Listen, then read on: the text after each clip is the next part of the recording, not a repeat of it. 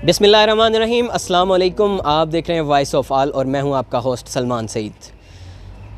Cigarette यहाँ से नहीं मिलती, निकाह मस्जिद में होते हैं, कब्रें कच्ची हैं, इमाम मस्जिद फ़ैसले करते हैं और रफ़ाए आमा के काम मिलजुल कर होते हैं। जी हाँ, मैं इस वक्त मौजूद हूँ 493 ओडावाला में।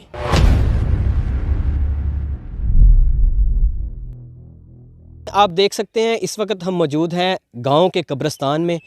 आप देख सकते हैं कि यहाँ पर जितनी भी कब्रें मौजूद हैं तमाम की तमाम कच्ची कब्रें हैं, कोई एक कब्र भी यहाँ पर हमें पक्की नहीं नज़र आ रही।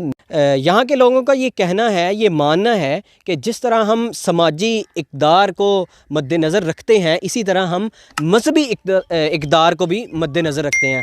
आप ये देख सकते हैं ये कब्रें, ये शहर खामोशां जो बिल्कुल कच्चा है और इनमें आपको एक कब्र भी पक्की नहीं नज़र आएगी और ताहद्दे निगाह जितनी भी कब्रें नज़र आ रही हैं आप देख सकते हैं सब की सब कच्ची हैं, कोई कब्र भी पक्की नज़र नहीं आ रही, ना किसी के कब्र के ऊपर जो है वो कोई कतबा लगा है। और इससे बढ़कर मैं आपको एक बात बताऊं, यहाँ लाइन से कब्रें बनी हैं, ये एक तारीख़ रकम करती हैं। यानी वो अगली लाइन जो है वो मेरा कैमरा मैन अगर आपको दिखा सके, वो अगली लाइन जो है वो सबसे पहले फ़ौत होने वाले अफराद यानी गालबन 60s के जो लोग हैं वो मदफून हैं। उससे आगे जो है लाइनें आती हैं, जैसे जैसे अफराद अल्लाह की रहमत में जाते हैं उस तरह उनको दफन किया जाता है। ये नहीं कि आज कब्र यहाँ पर बनी और अगला फ़ौत होने वाला फ़र्द जो है वो वहाँ पर जाकर कब्र बना ले, ऐसा हरगिज़ नहीं होगा।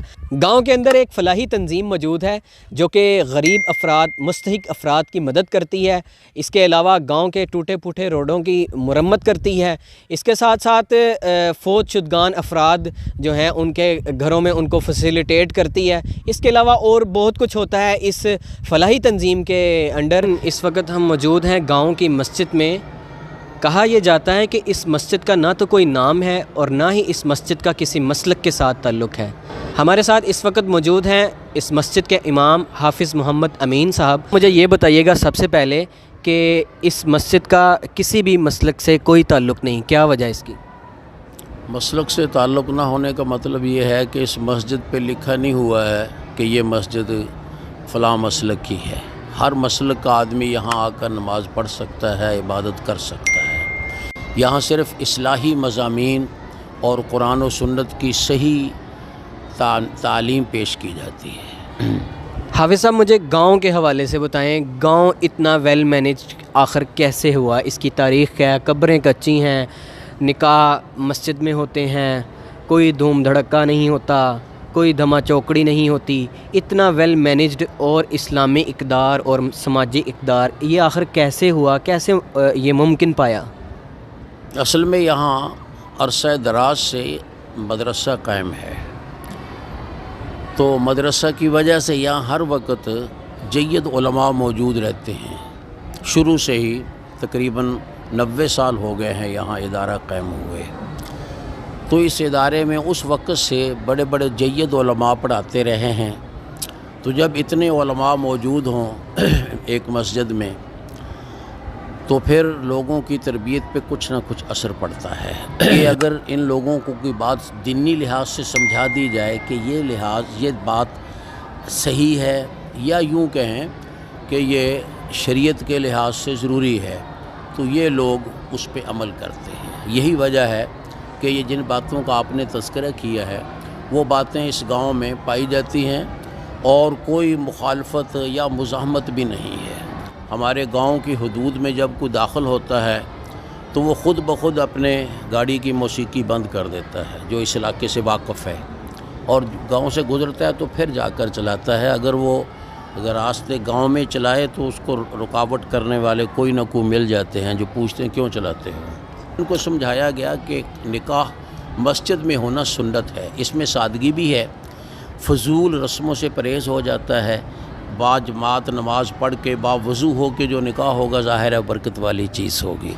आपका कहने का मतलब ये है कि लोगों से ये जबरन नहीं करवाया गया, उनको एजुकेट किया गया? बिल्कुल एजुकेट किया, हत्ता कि ये सिगरेट वगैरह के मामले में भी लोगों का जहन साजी की गई है कि सिगरेट ये नशे की इब्तिदा है।